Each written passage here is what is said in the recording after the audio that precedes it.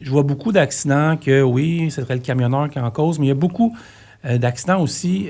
Les camionneurs ont fait face à des rues no truck, mais à la dernière minute, puis, tu sais, qui étaient comme pris, puis pas partir de là. Fait que moi, je pense que dans tout ça aussi, il faut que le gouvernement et les municipalités se regardent aussi dans le miroir. Absolument. Puis se disent, on fait quoi là, pour faciliter la vie aux gens? Et en même temps, et là, il y a des entreprises du Québec qui ont compris, qui ont emboîté le pas là-dedans. Je donne un exemple. Je n'aimerais pas la compagnie pour ne pas la mettre mal à l'aise. Là. On a vu une compagnie de transport. Aujourd'hui, on s'est pris en photo avec. OK? Ouais. On la nomme pas. Fait que là, lui, tu as vu son camion, c'est pas un 53 pieds. Là. C'était quoi? C'est un 36 pieds? À peu près un 36 pieds pour faire des livraisons. Il y a aussi que Montréal n'est peut-être plus une ville adaptée pour des camions aux 53 pieds avec des câbles, pas de sleeper. Parce que moi, j'ai été livré souvent avec des sleepers. Ouais. Moi, je pense que la ville n'est plus adaptée pour ces types de camions-là. Mais en même temps, les compagnies n'ont pas les moyens d'acheter des camions neufs et de s'adapter aux réalités de la ville. La ville a été comme rebrandée dans les 20 dernières années en oubliant le fait que le transport est essentiel. Puis ça, là, quand je parlais des chambres à écho tantôt, là, des pages de satire, là, comme la clique du plateau, des affaires qui rient des camionneurs parce qu'il y en a une cinquantaine qui ont été faire un convoi en 2021 puis qui nous ont fait une mauvaise presse. Puis là, que tous les camionneurs seraient des imbéciles. Non, attends une minute, là. Ouais. On se débrouille avec les moyens du bord aussi. Puis je l'ai dit, les camionneurs sont consciencieux sur la route, la plupart.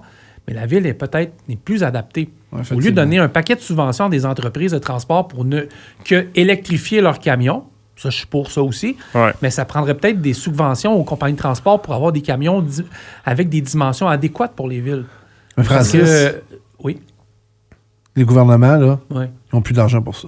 C'est ça le problème. Ils donnent l'argent pour les camions électriques, pour les camions... Ils en donnent moins qu'en donner, là. Ah, ça, je suis d'accord avec toi. C'est ça. Il ne reste plus grand-chose dans les coffres. Il ne reste plus grand-chose dans les coffres de l'État pour donner de l'argent, pour sensibiliser les gens à acheter des camions 20 pieds, 25 pieds pour aller là. Non, c'est ça le problème un peu, là. Tu sais, à un moment donné, puis je vais aller dans d'autres choses, c'est pas par rapport au vélo, ni à ça. À un moment donné, il va falloir que les gens arrêtent de suivre au gouvernement. Puis qu'ils prennent leur responsabilité à eux autres mêmes. 100% d'accord. Il y a un problème parce que c'est beau, là, le gouvernement. Mais le gouvernement, là, ils n'ont plus une crise de scène. Ouais. Mais ils n'en ont jamais eu, mais en même temps, ils en ont eu, puis ils l'ont mal investi. Mais Francis, tu as raison, à 200 000 $. Mais sais-tu quoi? On a un problème aussi, l'industrie du camionnage, on ne sera pas capable de faire tout ce que j'ai dit depuis tantôt. Premièrement, on manque de camionneurs.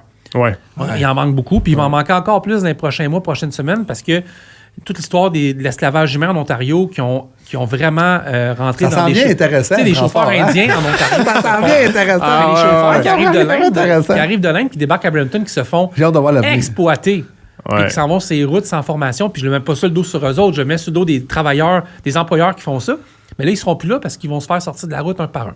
Après ça, on a moins de jeunes qui embarquent dans le métier, puis il en faudrait plus, parce que là, avec l'intelligence artificielle, il y a des métiers qui vont disparaître bientôt, puis des camionneurs avec des gros salaires, puis ça gagne 30$ et plus de l'heure pour bien des places.